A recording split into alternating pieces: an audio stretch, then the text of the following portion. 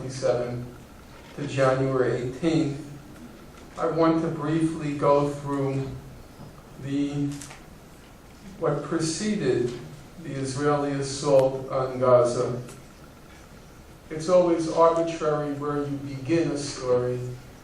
I'll begin with January 2006, when the Islamic movement Hamas unexpectedly won the elections in the occupied Palestinian territories.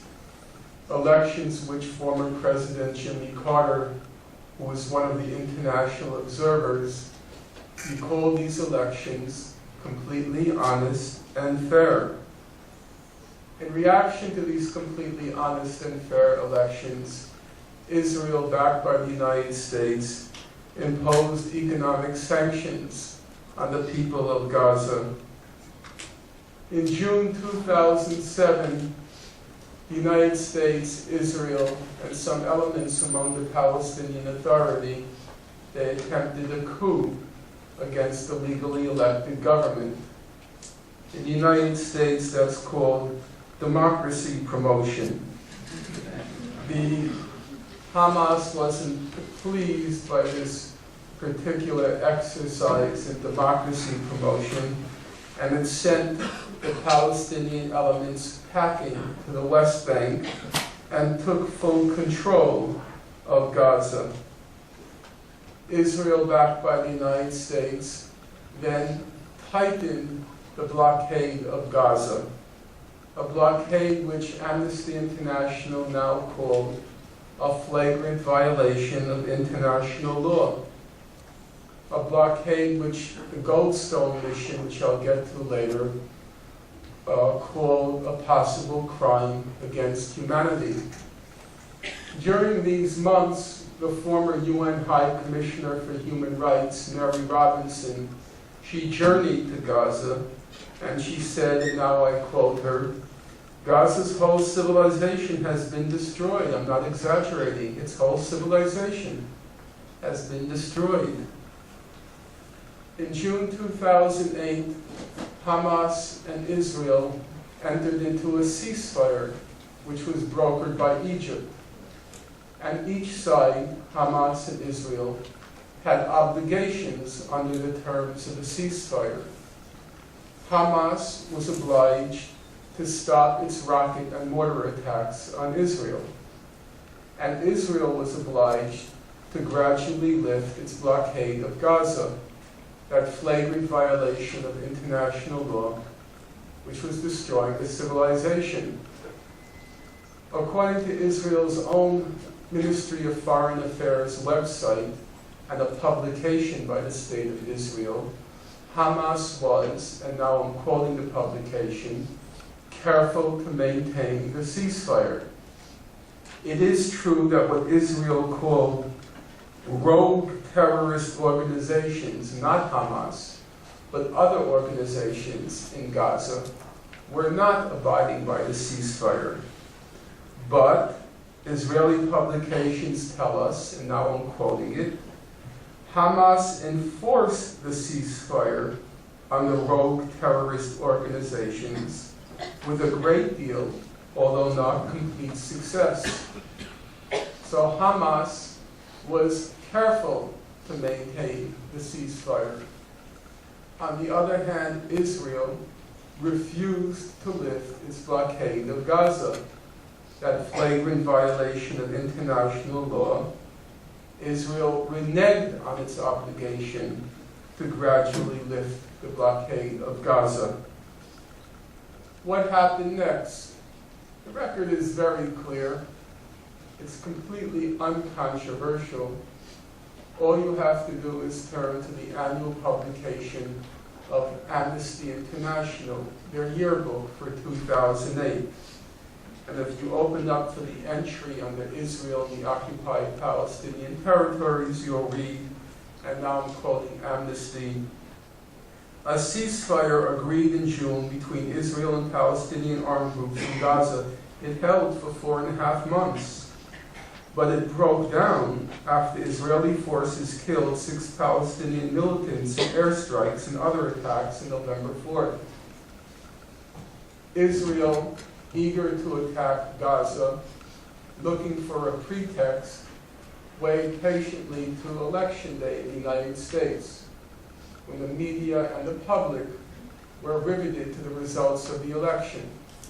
And on that day, November 4th, it invaded Gaza, killed 6 Palestinian militants, knowing full well, and indeed hoping, that Hamas would react with rocket and mortar attacks, and thereby give Israel the pretext for its attack. But you know those Islamicists, they're kind of crazy, irrational, cowardly and lunatic and whatever else.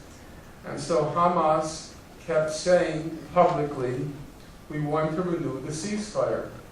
We're ready to renew the ceasefire, but only if Israel implements the original terms of the agreement, namely to lift the blockade of Gaza.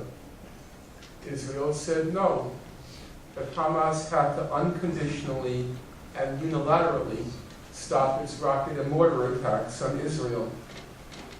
By December 2008, on the eve of Israel's assault in Gaza, Sarah Roy, political economist from Harvard University and the world's leading authority in Gaza's economy, she also happens to be, on a personal note, the daughter of survivors of Auschwitz concentration camp.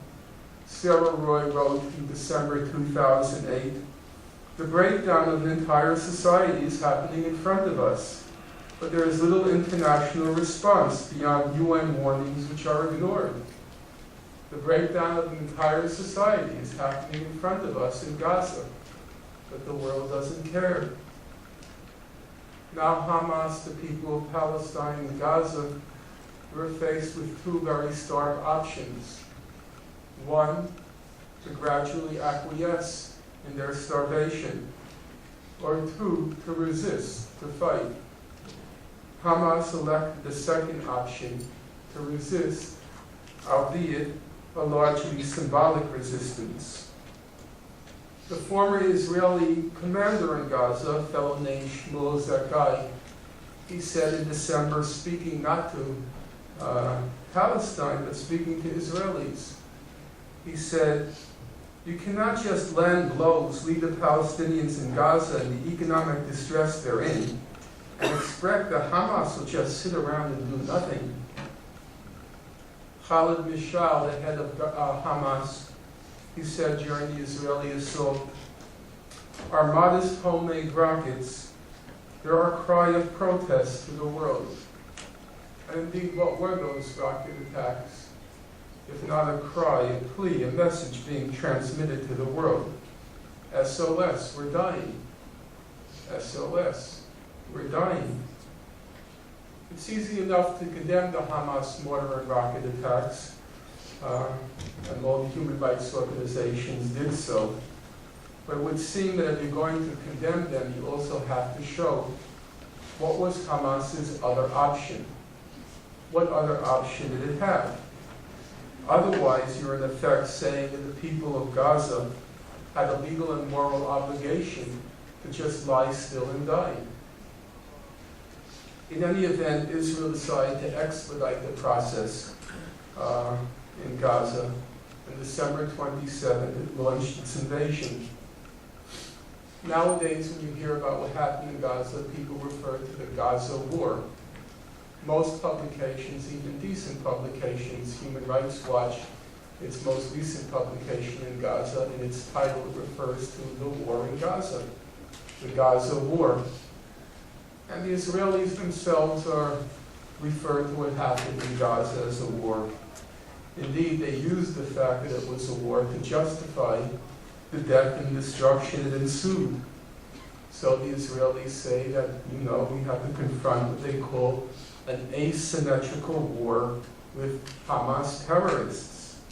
And if there was death and destruction, well, you all know that in war there is what they call a fog of war. Split-second decisions have to be made, and many people perish, not wittingly, but because of the confusion on the battlefield. That's the nature of war. But was there a war in Gaza?